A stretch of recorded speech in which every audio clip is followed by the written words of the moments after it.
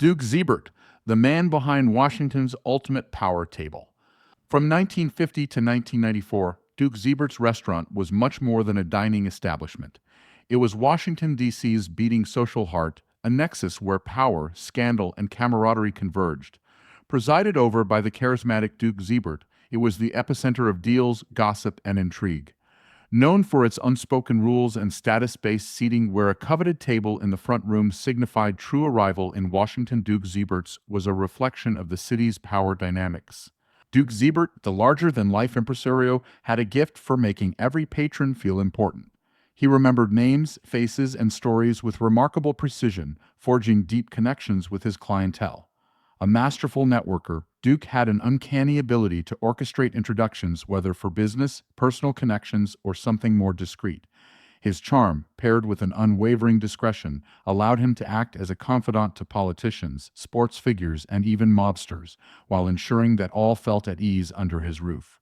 The bar at Duke Ziebert's was legendary, a place where martinis and Manhattans flowed freely and day drinkers lingered for hours.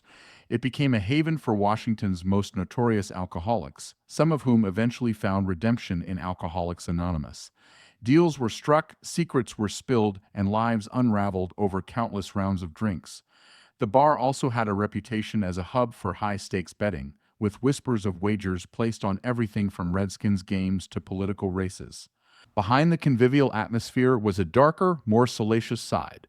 Duke Ziebert's had a discreet reputation as a venue where introductions were made between powerful men and women, sometimes for networking, sometimes for companionship.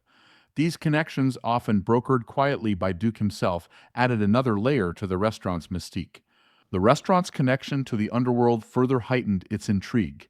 Mobsters were known to frequent the establishment, rubbing elbows with senators and socialites. Duke's diplomacy and tact ensured a delicate balance between the city's elite and its shadowy figures, making his restaurant a uniquely inclusive and occasionally dangerous place. Duke Ziebert's was home to a diverse array of patrons who shaped Washington's political, social, and cultural landscape. Larry King, the broadcasting icon, who treated Duke's as his personal clubhouse. Jack Kent Cooke, owner of the Redskins, and Edward Bennett Williams, a legal titan, often discussed business over brisket. Political heavyweights like Bob Dole, Tip O'Neill, Ted Kennedy, and Hubert Humphrey, who treated the restaurant as an extension of the Capitol. Media royalty like Ben Bradley, Katharine Graham, and Maury Povich, who used Duke's as an unofficial newsroom. Sports legends like Sonny Jurgensen and Joe Gibbs, and members of the Washington Bullets, now Wizards, who celebrated victories and traded gossip at Duke's. In real estate, titans like Oliver T. Carr Jr., Albert Small, and Sam Ige called Duke's their home base, often striking deals over Duke's famous matzo ball soup. While the conversation and atmosphere stole the show, Duke Ziebert's food had its own charm. Pickle platters served to every table became a signature starter. Matzo ball soup, a comforting favorite, was hailed as the best in the city. Corned beef and pastrami sandwiches, towering and indulgent, were a nod to Duke's Jewish heritage. Shrimp cocktail and steak Diane, classics that added a touch of old-school sophistication. Cheesecake, the perfect sweet ending to countless power lunches.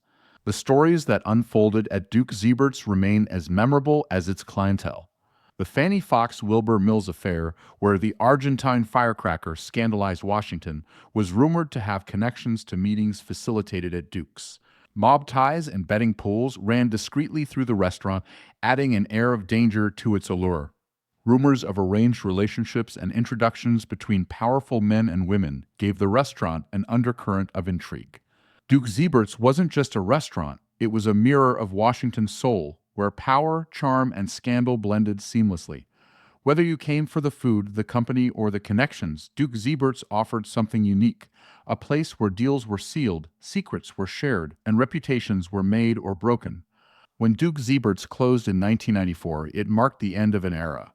Yet its stories carry on, cementing its place as a legendary institution where the business of Washington was conducted over martinis and matzo ball soup, and where a seat in the front room meant you had truly arrived.